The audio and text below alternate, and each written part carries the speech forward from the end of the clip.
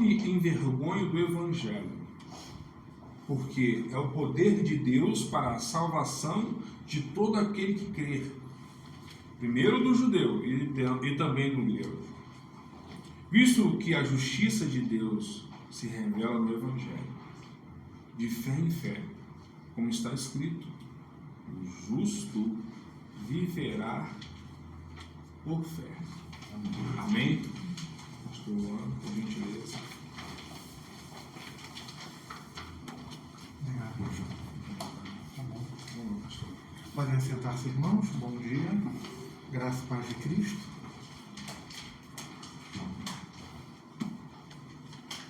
Bênção é poder nos alimentarmos com a palavra do Senhor.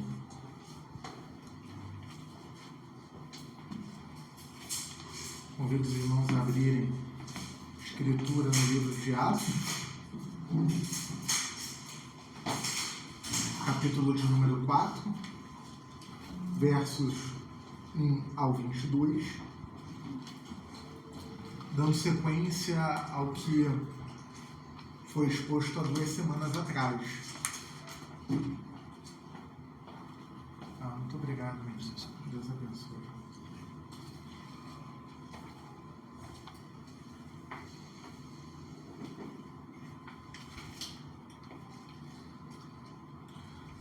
Algumas semanas atrás nós vimos Pedro e João curando um coxo. Depois vimos como essa situação abriu a porta para que esses 2 discípulos e apóstolos pudessem pregar o Evangelho no templo. E hoje, então, nós vamos ver aqui na passagem a reação à pregação que foi ministrada semanas atrás. Diz assim a palavra do Senhor: enquanto eles estavam falando ao povo, chegaram os sacerdotes, o capitão dos guardas do templo e os saduceus, muito incomodados porque os discípulos ensinavam o povo e anunciavam em Jesus a ressurreição dentre os mortos. Então os prenderam e os colocaram na prisão até o dia seguinte, pois já era tarde. Contudo, muitos dos que ouviram a palavra creram, e o número dos homens que creram aumentou para quase 5.000. No dia seguinte, reuniram-se em Jerusalém as autoridades, os líderes religiosos e os escribas, e também o sumo sacerdote Anás, Caifás, João, Alexandre e todos os parentes do sumo sacerdote. E, colocando-os diante de si, perguntaram-lhes: com que poder ou em nome de quem fizeste isso?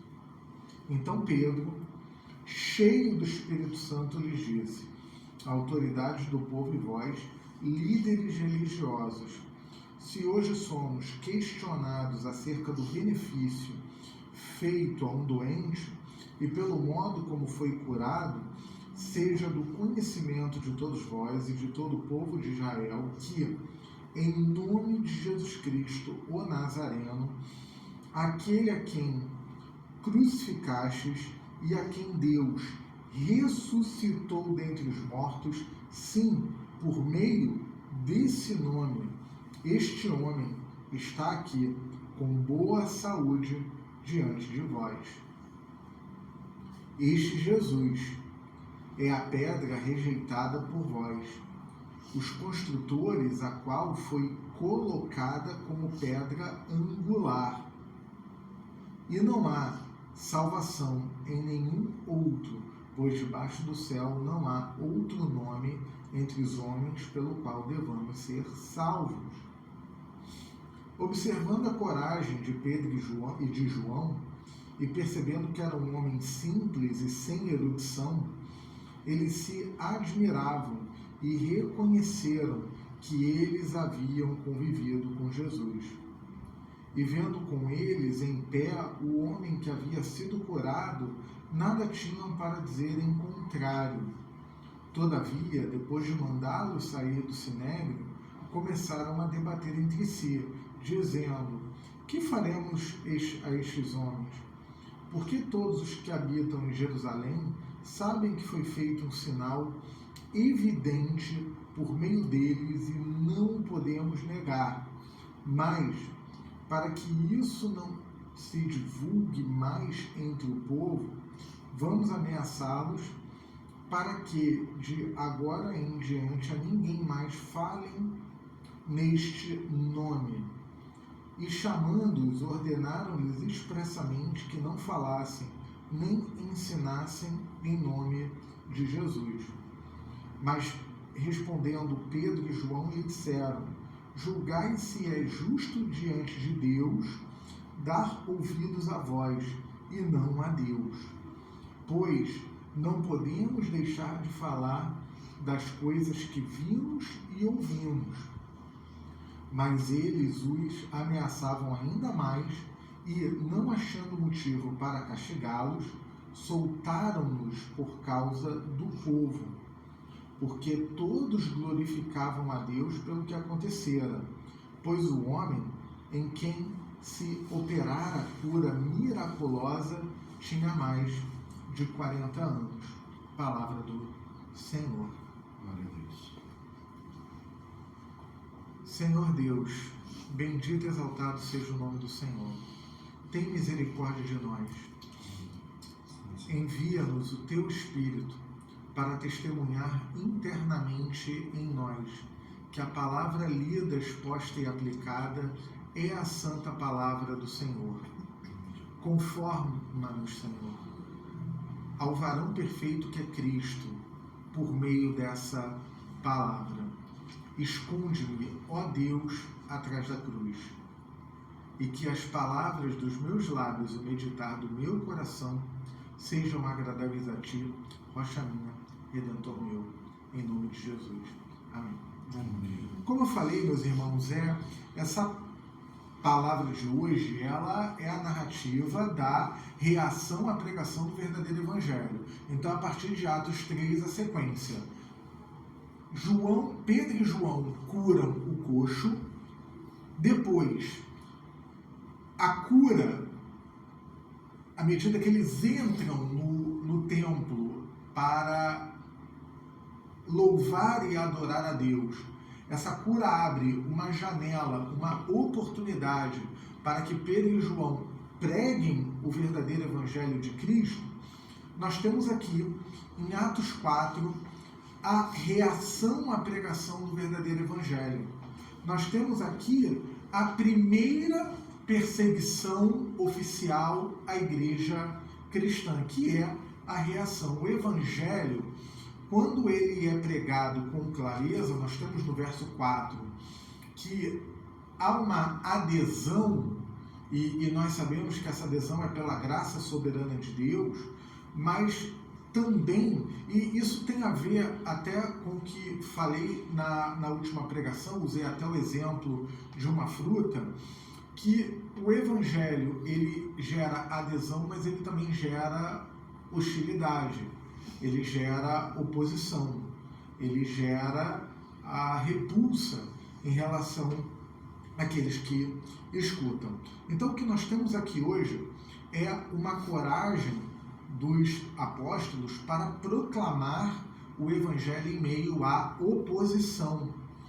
E debaixo da perseguição, isso que eu achei impressionante na narrativa, ainda que debaixo de uma intensa oposição, os apóstolos Pedro e João, eles viram mais uma oportunidade para pregar o evangelho.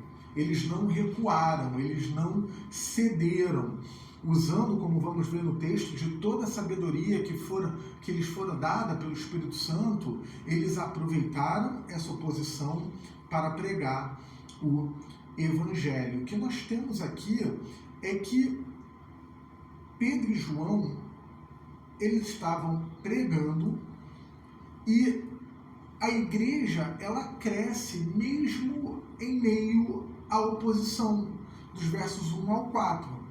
Então, quando Pedro e João estavam pregando, o verso 1, enquanto eles falavam ao povo, ou seja, eles estavam pregando, estavam ensinando, chegaram os sacerdotes, o capitão dos guardas do templo e os saduceus.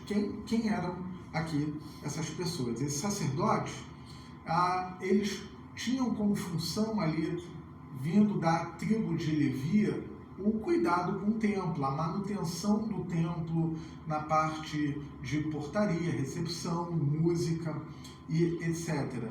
Esses sacerdotes eles eram divididos em 24 equipes e tinham como responsabilidade o cuidado, a manutenção geral com o templo. Dentre eles estava o capitão dos guardas. Esse capitão, ele tinha como incumbência a responsabilidade pela guarda, como o nome já diz, e pela ordem no templo. Ele era o sacerdote policial do templo. Ele tinha como a responsabilidade manter a ordem do templo.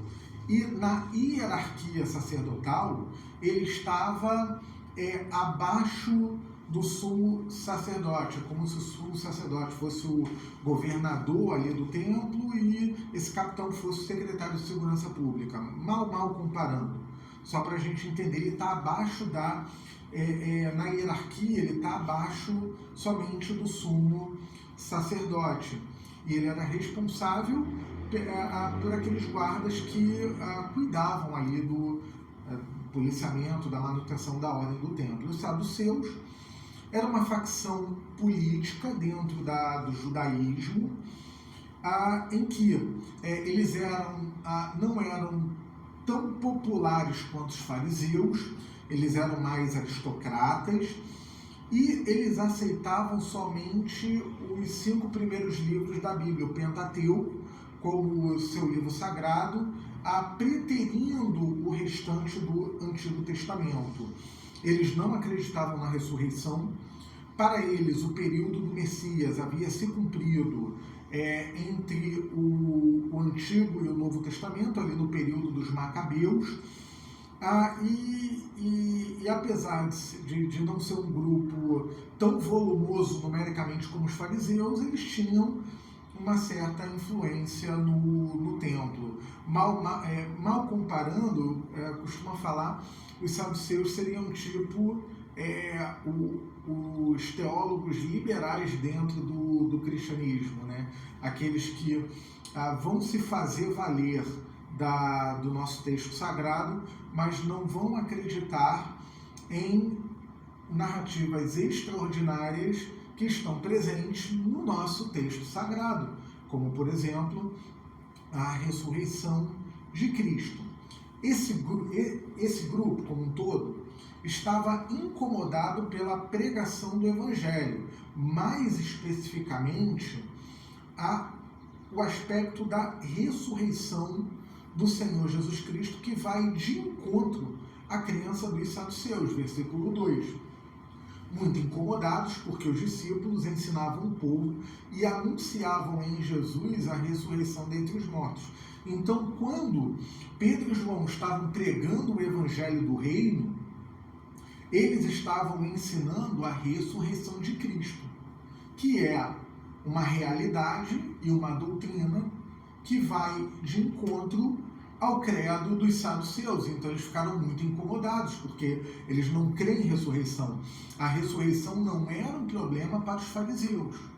Os fariseus acreditavam em ressurreição, acreditavam em espírito, acreditavam em anjos, e os saduceus não, eles não acreditavam em nada disso, conforme nos informam os evangelhos. Então, como os discípulos estavam pregando a ressurreição, aquilo incomodou sobremaneira os saduceus. Eles ficaram muito incomodados, como o texto fala.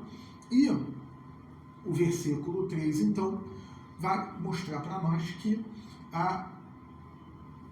esses homens prenderam Pedro e João. Então os prenderam e o colocaram na prisão até o dia seguinte, pois já era tarde. Então, como eu estava ensinando, até tarde, então eles foram detidos sob custódia, ficaram presos até o outro dia, porque vamos dizer assim, o ideal naquele momento era que Pedro e João respondessem o que eles estão fazendo e porque eles estão, entre aspas, criando grande tumulto. Mas como já era tarde, então vamos mantê-los sob custódia, presos, para que no dia seguinte, então, eles prestem contas porque esse alvoroço está sendo causado aqui, o que eles estão ensinando, o que eles estão fazendo. E isso tem a ver também com o sinal da cura do coxo no capítulo anterior, capítulo 3.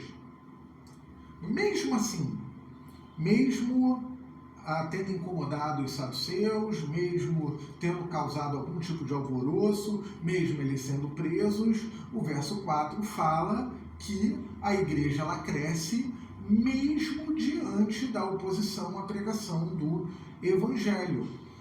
Contudo, a conclusão aqui do argumento, muitos dos que ouviram a palavra creram. E o número dos homens que creram aumentou para quase 5.000. Ou seja, aqui Deus ele usou a pregação do evangelho para chamar os seus eleitos à fé. Então, a pregação do evangelho é o meio pelo qual Deus ele chama pecadores para o seu povo. A pregação do evangelho é o meio pelo qual o reino de Deus ele é aberto para pecadores. Então, ainda que os apóstolos estivessem ali debaixo de oposição, ainda que tivesse alvoroço, ainda que eles tenham sido presos, nada detém a palavra. Quando a palavra ela é proclamada, até o famoso pregador, que eu gosto muito, Charles Spurgeon, ele vai falar que pregar a Bíblia é como você soltar um leão.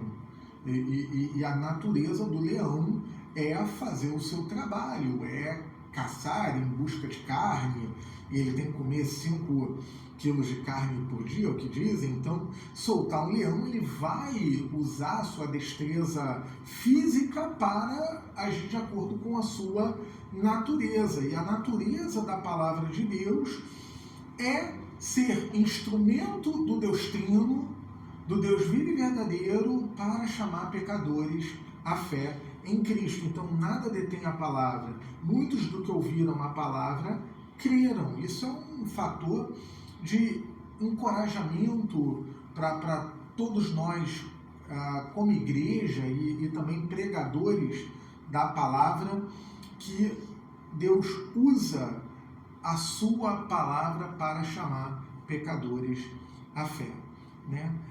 E a igreja, ela cresceu com adesão dos homens, e aqui Atos 2 fala de 3.000, então o texto não é claro se esses quase 5.000 está partindo do zero, ou, acredito eu, está somando mais 2.000 homens, ou quase 2.000 homens, a partir dos 3.000 que creram em Atos 2. Isso está contando aqui homens. E se for colocar mulheres e crianças, esse número dobra, até pode triplicar. Então,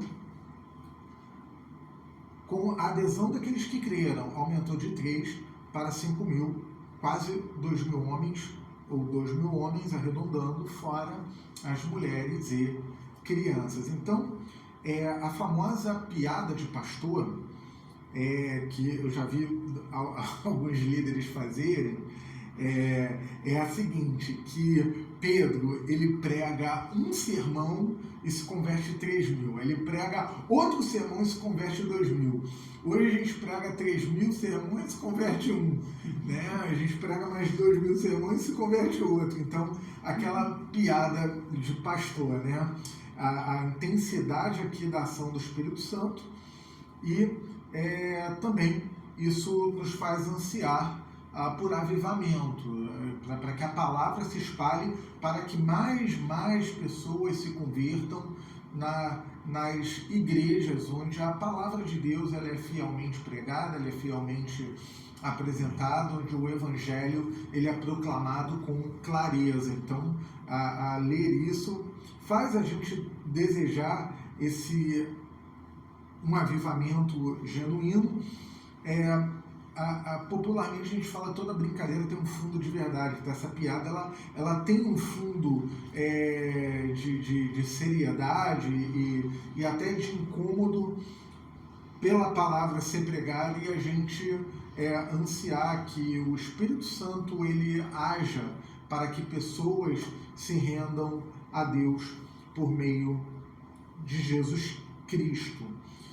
Quando o evangelho verdadeiro ele é proclamado, então sempre haverá oposição e resistência.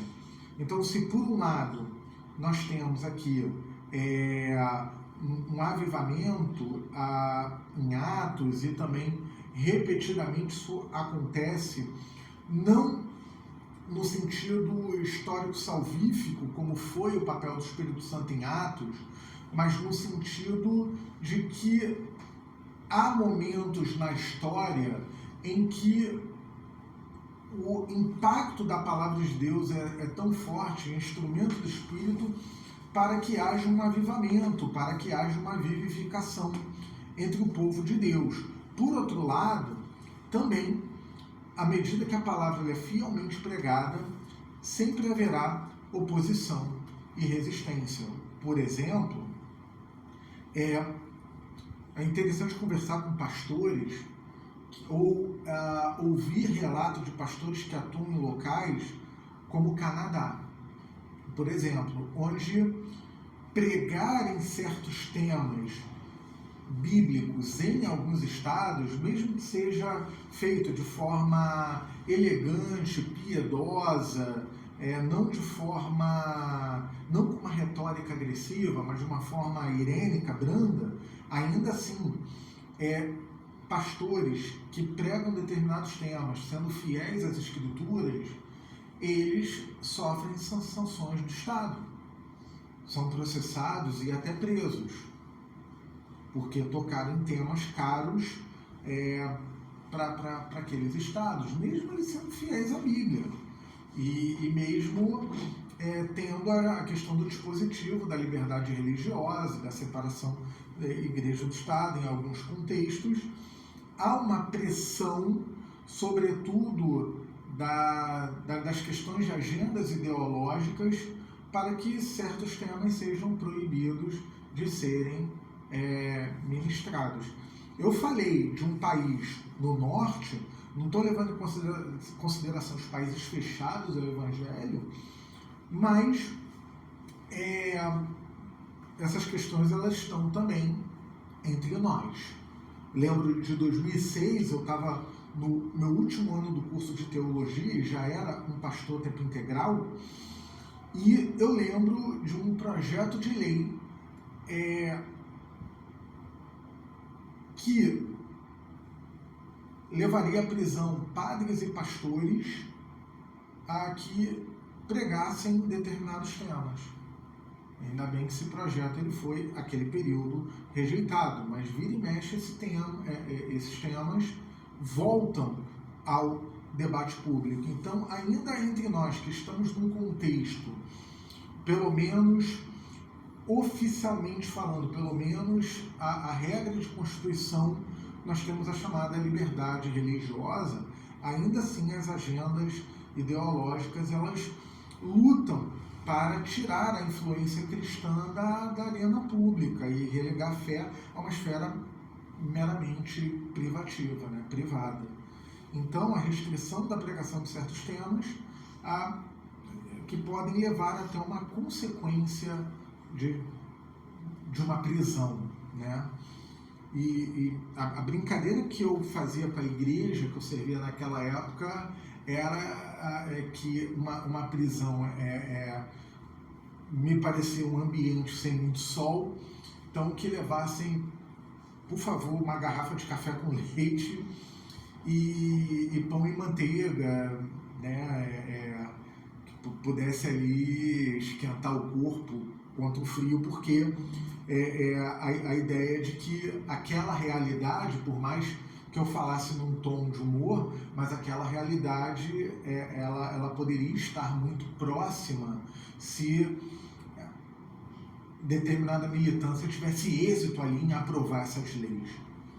Então, onde eu quero chegar é que quando o verdadeiro evangelho é pregado, quando a palavra de Deus ela é fielmente pregada, o mundo ele sempre vai ter oposição à igreja, quer seja num país fechado ou mesmo num país de liberdade religiosa, mas sempre com agendas de militância, de ideologias contemporâneas, vão sempre militar contra a pregação do Evangelho, a pregação das Escrituras. E o instrumento de Deus para o crescimento verdadeiro, genuíno, é a pregação da palavra de Deus. O meio usado por Deus para a salvação de uma multidão aqui no texto, é muito claro no verso 4, é a pregação da palavra de Deus, e não os milagres e sinais do poder de Deus. Então, no capítulo 3, nós vimos que Deus agiu extraordinariamente. O que é isso? Deus não agiu só com a providência, colocando dessa forma, usando as leis naturais, usando as leis da criação. Ele interviu, ele agiu de forma miraculosa, milagrosa, usando a instrumentalidade dos seus servos Pedro e João, de modo que aquele coxo fosse curado. Então Deus fez um milagre. E milagres acontecem porque Deus ele é soberano sobre toda a criação. Mas algumas vezes no evangelicalismo brasileiro, o que tememos é a busca do milagre pelo milagre em si. Então, novamente, Deus ele faz milagres, mas o milagre de Deus ele não é um fim em si mesmo. Aqui a providência de Deus atuando nessa situação nos mostra, desde o capítulo 3, que o milagre ele é uma abertura para que a palavra seja proclamada. Então, o que salvou, no versículo 4, essa multidão não foi o milagre. O milagre ele foi um sinal de Deus para mostrar que Ele é o Senhor de todo poder, Ele é o Todo-Poderoso, Ele é o Deus vivo e verdadeiro, Ele é o Criador e Redentor. E esse Deus, então, Ele se revela por meio da sua palavra. Ele se dá a conhecer por meio de sua palavra. E a pregação do seu evangelho é o que abre a porta para o seu reino, para que pessoas sejam salvas, para que pessoas entrem no seu reino. Então, o milagre, sim, ele é um sinal do poder de Deus para que a palavra seja pregada. No capítulo 3, ele cumpre essa função. Claro que para o coxo foi de grande alegria poder desfrutar de uma cura, não precisar mais ser carregado, e o texto fala no capítulo 3 que ele louvou a Deus, que ele engrandeceu o Senhor, que foi uma razão de grande alegria ter sido agraciado, alvo da cura. Mas essa cura, ela é uma abertura para que a palavra seja pregada, mesmo em oposição. Deus ele manifesta o seu poder e usa a sua palavra para o crescimento do seu povo. Que Deus use a palavra aqui fielmente pregada nesse púlpito, que a Ilha do Governador possa, por meio de nós e de outras agências do reino, outras igrejas, a ilha e todo o Rio de Janeiro, todo o Sudeste, todo o país, possa conhecer o Deus vivo e verdadeiro por meio de igrejas onde a palavra está sendo fielmente pregada, onde o Evangelho está sendo proclamado com clareza. Amém. O que nós temos é a ousadia de Pedro e João para pregar diante das autoridades, dos versos 5 ao 12, no 5:6, na ocasião estavam o sumo sacerdote Caifás, como o texto aqui coloca, né? E Anás, o seu sogro, sob o mesmo título e influência. Então, o texto começa com o sumo sacerdote Anás, que já não ocupava mais essa função, quem ocupava era o seu genro Caifás, mas ele recebe esse título como se fosse um sumo sacerdote emérito. Igual um presidente da República, por exemplo, que não esteja mais em exercício, mas culturalmente a gente sempre vai tratá-lo por presidente. Da mesma forma que quem era o sumo sacerdote de fato ali no templo era o Caifás, o Anás era o seu sogro, que também já havia sido sumo sacerdote e desfrutava de muita influência. João e Alexandre, provavelmente parentes, haviam outros também. O sumo sacerdócio ali é como se fosse uma dinastia, dentro de uma determinada tribo, a tribo de Levi, e ali então era a família sacerdotal que tinha muita influência no sinédrio, né? Então o texto vai falar que no dia seguinte a essa prisão reuniram-se ali em Jerusalém as autoridades, os líderes religiosos, os escribas, que eram peritos nas escrituras, e essa família sacerdotal. O objetivo da reunião, versículo 7, é o questionamento acerca da cura da passagem anterior, como também a proclamação pública no templo. E colocando-os diante de si, perguntaram-lhes: com que poder ou em nome de quem fizestes isso? Então eles estavam ali fazendo uma inquirição, um interrogatório, para poder tentar ali discernir os fatos e julgar o que estava acontecendo. O verso 8, então, é a resposta.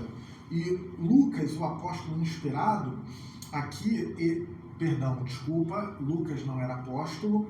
Lucas, o autor inspirado, inspiração pelo Espírito Santo do texto sagrado, Lucas vai destacar que Pedro, ele respondeu cheio do Espírito Santo no verso 8. Então Pedro, cheio do Espírito Santo, lhes disse. O que é isso? Cheio do Espírito Santo. Pedro já havia recebido o Espírito. Como todos nós recebemos esse Espírito quando a graça de Deus nos alcança. Então Pedro, ele já havia recebido o Espírito, já havia sido batizado no Espírito, mas ele se encheu desse Espírito. Então nós já recebemos o Espírito, mas nós somos chamados a sermos cheios do Espírito Santo através dos meios da graça de Deus, através da pregação da palavra, através do culto a Deus, através da oração, através dos meios da graça que Deus nos dá, para que possamos buscar sermos cheios do Espírito Santo. Então, por um lado, entendemos que recebemos esse Espírito no dia da salvação, no dia que a graça de Deus nos alcança, quer você saiba o dia, a hora, o momento exato, quer quando você se deu conta, você já ama a Deus da forma como você não amava antes, e a sua fé, ela está em Jesus, você confia em Jesus para a salvação dos seus pecados de modo como você não confiava antes. Mas se você faz parte da igreja, do povo da aliança, isso significa que você então já recebeu o Espírito. E ainda que tenhamos recebido esse Espírito, nós somos chamados a sermos cheios do Espírito Santo. E como é que nós nos enchemos do Espírito Santo? Como que isso acontece? Pelo uso dos meios da graça de Deus, por meio da união com Jesus, que Pedro está proclamando e pelos meios que Jesus deixa para nós, como a leitura da palavra, como a oração, o fato de crermos que já recebemos o Espírito não coloca para nós que nós não devamos buscar o enchimento desse Espírito. Muito pelo contrário, nós devemos buscar, nós devemos usufruir os meios da graça de Deus para que possamos sermos cheios do Espírito Santo. Então Pedro, ele usa a situação que ele está passando para pregar o verdadeiro evangelho. Autoridade do povo e vós, líderes religiosos, verso 9, se hoje somos questionados acerca do benefício feito a um doente e pelo modo como foi curado, verso 10, seja do conhecimento de todos vós e de todo o povo de Israel, que em nome de Jesus Cristo Nazareno, aquele a quem crucificastes, a quem Deus ressuscitou dentre os mortos, sim, por meio desse nome, este homem está aqui com boa saúde diante de vós. Então, Pedro, ele usa essa situação para pregar o verdadeiro evangelho, afirmando ter sido Jesus Cristo o autor da cura daquele homem. E ele faz um apelo, que ele vai repetir no 19, à consciência dos seus ouvintes. Ele vai ensinar no verso 11 que Jesus é a pedra angular de Israel, sendo rejeitado pelos seus próprios construtores. Este Jesus é a pedra rejeitada por vós, os construtores, a qual foi colocada como pedra angular. Jesus é o cumprimento da promessa que foi feita a esses homens de Israel, como Jesus Cristo é, como ele próprio se coloca, conforme registrado pelo apóstolo Mateus, que ele é a rocha pela qual a rocha na qual a igreja está fundamentada, é a rocha pela qual a igreja de Cristo se fundamenta. Ele é a pedra angular, mas ele foi a pedra rejeitada por aqueles homens. E Pedro, então, ele coloca aquilo que vem a ser aqui o ponto alto do texto, um dos versículos mais conhecidos do livro de Atos, no versículo 12, e não há salvação em nenhum outro, pois debaixo do céu não há outro nome entre os homens pelo qual devamos ser salvos.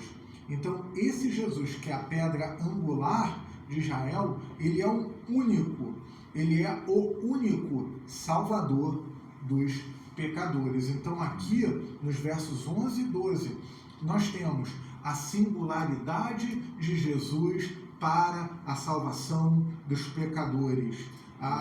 Aqui temos a rejeição da religião como possibilidade de salvação.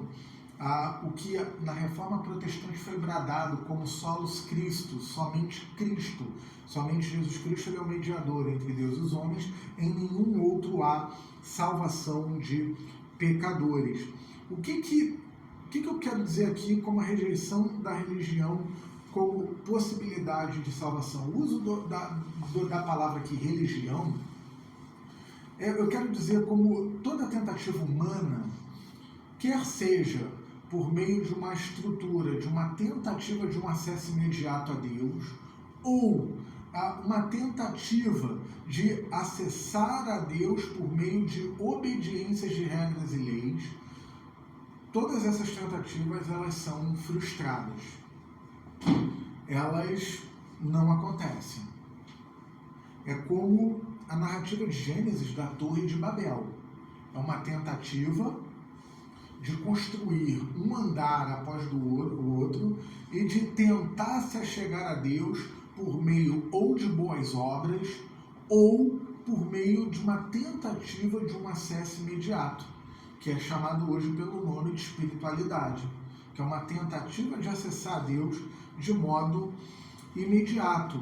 Lutero, quando ele fala, o reformador, Martinho Lutero do século XVI, quando ele fala de teologia da cruz e teologia da glória, ele vai dizer que religião é uma teologia da glória, tentar acessar a glória de Deus por meio de uma tentativa imediata. E o reformador vai nos ensinar que o único acesso ao Deus vivo e verdadeiro, ao Deus Trino, que se revela nas Escrituras, é por meio do Evangelho da Cruz. Então, é só por meio de Cristo que o Deus Trino, vivo e verdadeiro, que se revela nas Escrituras, Criador e Redentor, infinito e pessoal, é acessado. Só por meio da cruz que nós somos aceitos por Deus. Por isso que Pedro coloca aqui nesse texto inspirado que não há salvação em nenhum outro, ou seja, nenhuma religião salva. E até mesmo o cristianismo, se ele for usado como religião, nessa perspectiva de tentar, por meio da mera obediência às regras ou pelos hábitos religiosos, isso é insuficiente para a salvação fora do Evangelho de Cristo.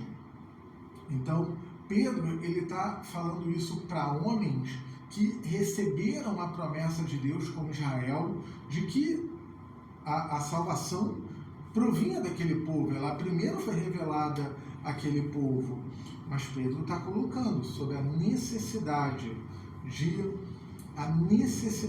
da confiança em Jesus, a necessidade da fé em Jesus, a necessidade de crer em Jesus, a necessidade de uma adesão à pessoa de Cristo, não um mero assentimento intelectual, mas uma entrega de coração, de alma, de vida, uma confiança completa e integral à pessoa de Jesus Cristo.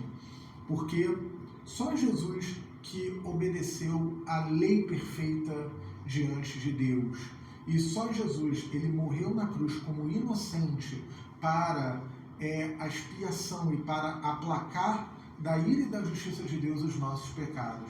Nenhum outro homem, nenhuma mulher, nenhum guru ou mestre da espiritualidade teve êxito nesse feito. Mas Cristo teve. Cristo obedeceu a lei perfeita, obediência perfeita, completa, diante do Pai. E quando ele vai para a cruz, ele vai como inocente, não merecendo aquela crucificação. Mas quando ele morre na cruz, o seu sangue derramado, ele se torna eficaz para o perdão de pecadores. Por isso Pedro coloca: não há outro nome entre os homens pelo qual devamos ser salvos. Em suma, é o brado: só Jesus Cristo salva. Por isso, a rejeição da religião como um sistema de boas obras ou de uma espiritualidade de acesso imediato a Deus como possibilidade de salvação. E nós temos aqui então a coragem dos discípulos de Jesus do 13 ao 17. 13, os avaliadores perceberam que Pedro e João eram homens do povo, eles eram galileus, eles eram pescadores, ali ávidos de coragem. Essa coragem do verso 13, ela está conectada ao verso 8, aquela coragem era Pedro cheio do Espírito. O mesmo Pedro que nos evangelhos, apesar de ser um homem de iniciativa, uma liderança entre os discípulos, relações públicas do colégio apostólico, sempre falando em nome do grupo, sendo o líder, o representante, Pedro negou Jesus, e porque ele estava com medo. Então essa coragem não é uma coragem meramente humana, mas uma coragem porque ele estava cheio do Espírito. E observando a coragem de Pedro e João, e percebendo que eram homens simples, eles eram pescadores sem erudição. Aqui, o sem erudição, a ideia aqui, até o termo grego, nos informa não que eles não eram alfabetizados ou não eram letrados, mas que Pedro e João, quando fala que sem erudição, o termo grego quer dizer que Pedro e João não passaram pela educação formal e pelo treinamento em teologia nas escolas rabínicas da época. Eles haviam convivido com Jesus, que, obviamente, ensinou com muito mais propriedade e clareza sobre o reino de Deus do que os rabinos do seu tempo. O texto não está reprovando a educação teológica formal, como se, Pedro e João, então, eles conviveram com Jesus, então se eu tiver intimidade com Jesus, logo, para poder ensinar na igreja, eu não preciso estudar teologia. Não, o texto não está preterindo, não está reprovando a educação teológica formal. Ele está dizendo que aqueles homens que não tiveram esse treinamento formal da época, eles estavam ensinando com propriedade, tanto pelo sinal que Deus fez, mas também porque eles aprenderam com o próprio Cristo, que é por excelência o melhor seminário teológico da história da humanidade e do universo. Porque aqueles homens aprenderam com o próprio Senhor. Eles passaram 3 anos. Jesus tinha um método pedagógico alternativo, que os gregos chamam de peripatético. Jesus ensinava caminhando. Ele andava com os discípulos, enquanto andava ele ia ensinando, ele usava parábolas. Mas esses homens, eles aprenderam sobre o reino de Deus com o Senhor do universo, com o próprio Senhor Jesus Cristo. Mas no olhar daqueles rabinos adestrados e mestres em teologia, eles eram homens simples, galileus, pescadores, e não tinha aquele treinamento formal. Então, houve uma admiração e também um reconhecimento de que aqueles homens haviam convivido com Jesus. E eles chegaram à conclusão, no verso 13 e 14, que não havia ali uma razão para uma repreensão. E vendo com eles em pé, o homem que havia sido curado, nada tinham para dizer em contrário. Ou seja, eles estavam sendo testemunhas oculares de que aquele homem que era coxo, que era enfermo, que estava do lado de Pedro e João, agora em pé, com os pés firmes no chão, que esse homem havia sido realmente curado, que alguma coisa milagrosa ali aconteceu. Eles estavam de forma ocular testemunhando esse fato. E aí não havia nenhuma razão para alguma repressão, algum repreendimento ali por parte daqueles homens. Então, debatendo entre si, os sacerdotes reconheceram o sinal, mas para evitar o que para eles era uma celeuma, decidiram por proibir que os discípulos ensinassem sobre Jesus, do verso 15 ao 17. Todavia, depois de mandá-los sair do sinédrio, começaram a debater entre si, chegar a uma conclusão, dizendo: que faremos estes homens? Porque todos os que habitam em Jerusalém sabem que foi feito um sinal, o coxo foi curado, evidente que por meio deles, e não podemos negar, não pode negar, é um fato, é uma realidade.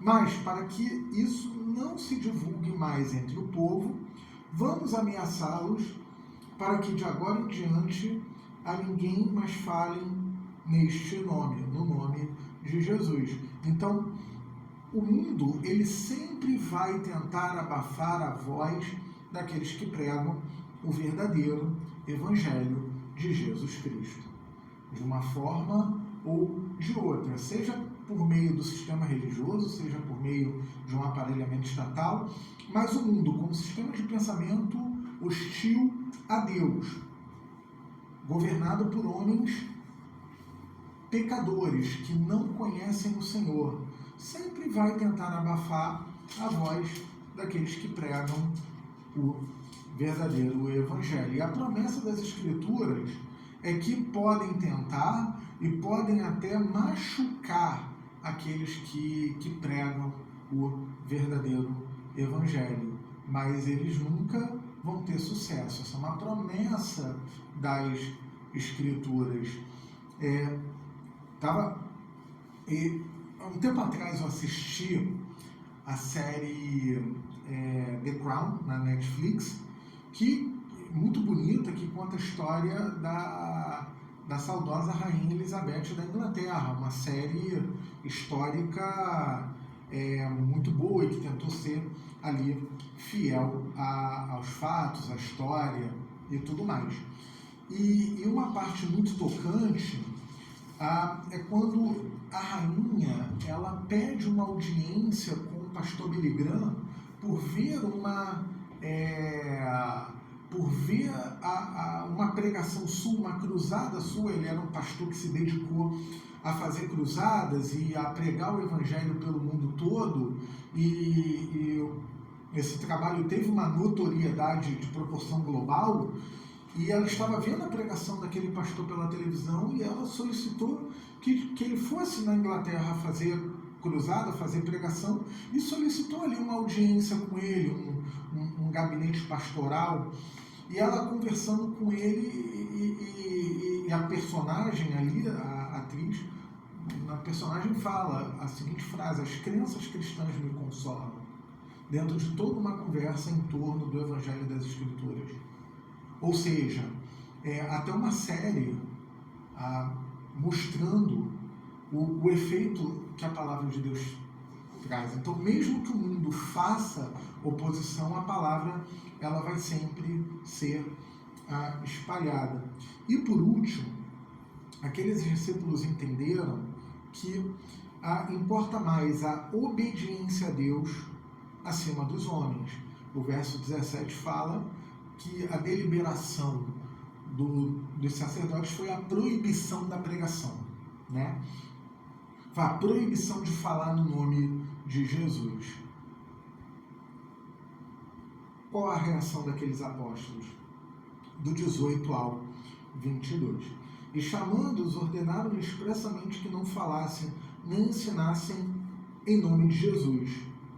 Mas respondendo Pedro e João, lhe disseram: julgai se é justo diante de Deus dar ouvidos a vós e não a Deus, pois não podemos deixar de falar das coisas que vimos e ouvimos. Mas eles os ameaçaram ainda mais, e não achando motivo para castigá-los, soltaram-nos por causa do povo, porque todos glorificavam a Deus pelo que acontecera, pois o homem em quem se operara a cura miraculosa tinha mais de 40 anos. Então as autoridades ali ordenaram que não se ensinassem mais sobre Jesus Cristo. Pedro e João, no verso 19, eles apelam para a consciência dos seus julgadores, dizendo o seguinte, que eles devem obedecer a Deus em primeira instância. Mesmo do 18 ao 21, a primeira parte, mesmo sendo ameaçados de receberem castigos físicos. Ou seja, eles estavam ali com a integridade física em ameaça. Mas Pedro e João entendem que primeiro importa obedecer a Deus em relação aos homens.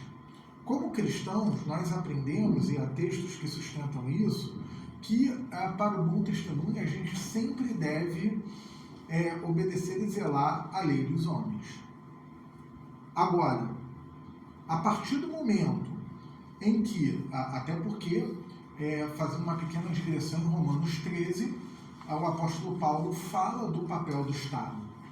Então, a gente deve, por um bom testemunho, zelar e obedecer à lei dos homens.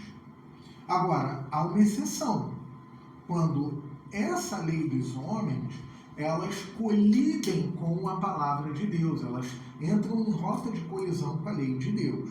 Então, quando a lei de Deus ela é proibida pela lei dos homens, então aí sim nós recebemos da parte do próprio Deus o chamado e a liberdade dele para que nós possamos então desobedecer a lei dos homens e, nesse caso específico, obedecer a lei de Deus. Então, Pedro e João, eles tinham recebido, junto com os apóstolos, no primeiro capítulo de Atos, a incumbência da parte de Jesus, em que ele, assunto aos céus, então, entregou a grande comissão. Preguem o evangelho a toda criatura, façam discípulos de todas as nações, sejam minhas testemunhas até os confins da terra. E Pedro e João receberam isso do próprio Cristo. Eles não podiam se calar. Eles não podiam aceitar essa repreensão. E eles estavam falando para os próprios de Israel: julgai se é justo diante de Deus dar ouvidos a vós e não a Deus. Porque Pedro e João falam, pois não podemos deixar de falar das coisas que vimos e ouvimos. Ou seja, como apóstolos, eles eram testemunhas oculares daquilo que Jesus Cristo fez e daquilo que Jesus Cristo ensinou.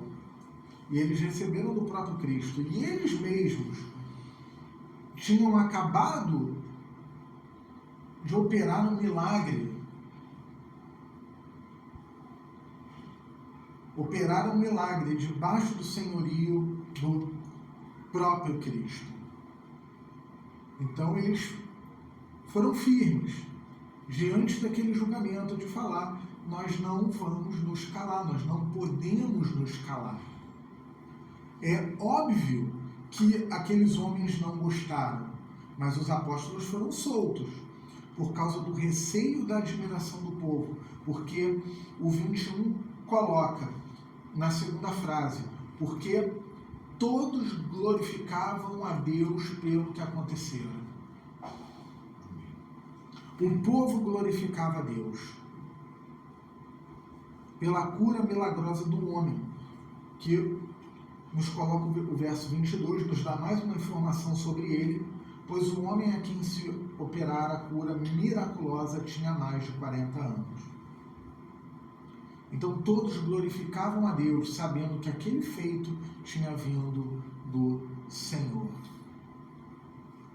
Então nós somos chamados a obedecer a palavra de Deus, mesmo com os riscos e consequências dessa obediência ao próprio Deus. Eu estava ouvindo uma aula de teologia sobre um personagem que gosto muito na história da igreja, um alemão chamado Dietrich Bonhoeffer.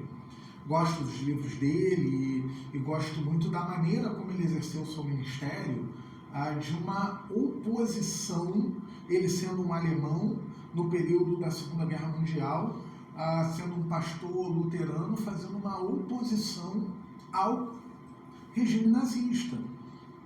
E nas suas cartas ele abre o coração, ele coloca muito isso, enquanto ele estava lidando com uma nuance da sua própria tradição teológica, a chamada doutrina dos dois reinos, ou como os luteranos gostam de falar, as duas justiças, onde alguns diziam: não, essa questão é um problema da criação, é um problema de Estado, a nós compete só a pregação do Evangelho.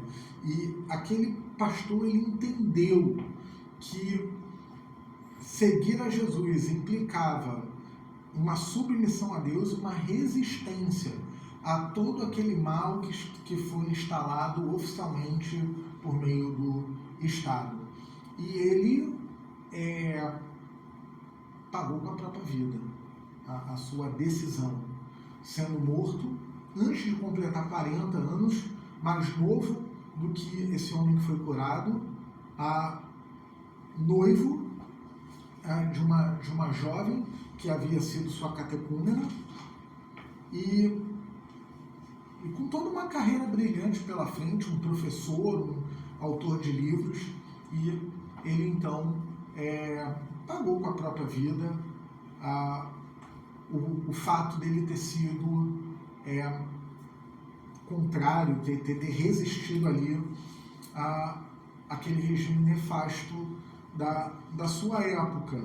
Então, como cristãos, a gente zela pela fé pública, mas também há momentos em que a gente vai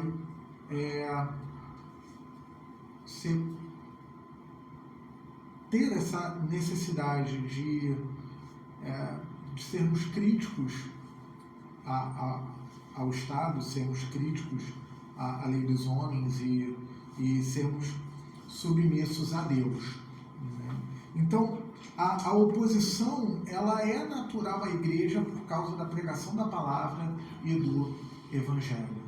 Então, sempre que o evangelho for pregado, sempre que a palavra for fielmente pregada, a gente vai sofrer oposição do mundo. Agora, o evangelho, ele deve ser proclamado com ousadia como consequência de uma vida e de uma igreja cheia do Espírito Santo. A gente deve sempre buscar a Deus e buscar esse enchimento do Espírito.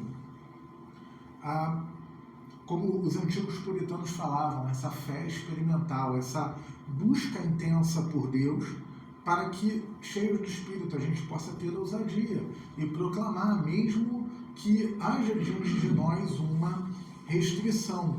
Então, a coragem para proclamar, ela vem da comunhão com Jesus pelos meios da sua graça. Não é uma coragem meramente humana.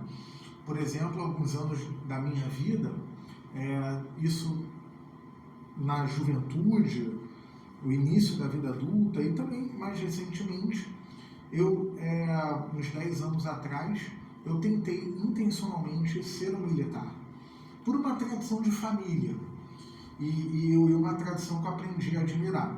E quando eu pegava o edital para ler, a primeira coisa que você vai fazer um concurso público, você vai estudar o edital. E então, lendo o edital, logo no começo, eu li algo que era muito temeroso para quem vai fazer aquele tipo de concurso, que a frase, o dizer era dentro de uma frase, e logo no começo mesmo, logo no tema do concurso, serviço à pátria, se necessário, o sacrifício da nossa vida. Eu falei, deixa eu ler isso com atenção para saber se eu devo continuar a seguir a tradição de família ou não. E então, em que se pese o que envolve política e bom ou mau uso dessas instituições de defesa, a verdade é que o vocacionado para essa atividade, ele deve ser uma pessoa dotada de coragem, porque ele pode ir para uma missão, e até se tratando do próprio corpo de bombeiro, que vai para a região serrana, por exemplo, lidar com desastres que acontecem naquelas chuvas fortes de fevereiro e março, né, que acontecem todo ano, e salvar ali vidas humanas, fora outras, como Mariana, Brumadinho, dentre outros casos públicos, Rio Grande do Sul, na enchente, né, que é você colocar sua vida em vulnerabilidade para salvar vidas humanas, é uma atividade profissional que ela requer coragem. Mas não é esse tipo de coragem que o texto está falando. Agora, se a pessoa precisa ter coragem, embora entrar nessa vocação, nessa profissão, ela exige uma decisão pessoal, porque é um concurso. A não ser aquele que vai por uma questão obrigatória, né, o alistamento obrigatório, e acaba tendo mesmo que servir. Mas ainda assim, a gente está falando de uma coragem dentro de um espectro, né? O pastor Gerson serviu, foi militar, e a gente está falando de uma coragem em relação a algo transitório, a algo, né, da nossa convivência social. Mas o que o texto está falando é de uma coragem que ela vem por enchimento do Espírito Santo e que ela está dentro de um espectro, de um reino que é eterno, diferente de um reino transitório. E, de novo, há toda uma honra em servir nessas profissões que eu mencionei. Mas, ainda assim, ela é uma opção pessoal. Agora, esse tipo de coragem que a igreja é chamada, ela é convocada, é uma coragem que ela vem, que ela não é meramente uma virtude humana, ela é carente da gente ter a presença, o enchimento do Espírito Santo, e ela está relacionada a um reino que não é transitório, mas a um reino que ele é eterno, que ele se manifesta entre nós nesse tempo, nesse espaço, mas é um reino que ele é eterno. Então, nós somos chamados para obedecermos a Deus acima de todas as coisas, e que o Espírito Santo continue nos dando coragem sempre na dependência do Senhor, não pela nossa própria força ou bravura, por mais virtuoso que seja, mas pela dependência do Senhor, que nós sempre estejamos pregando a palavra e proclamando o Evangelho para a glória de Deus. Que o Senhor nos abençoe e nos fortaleça nessa missão.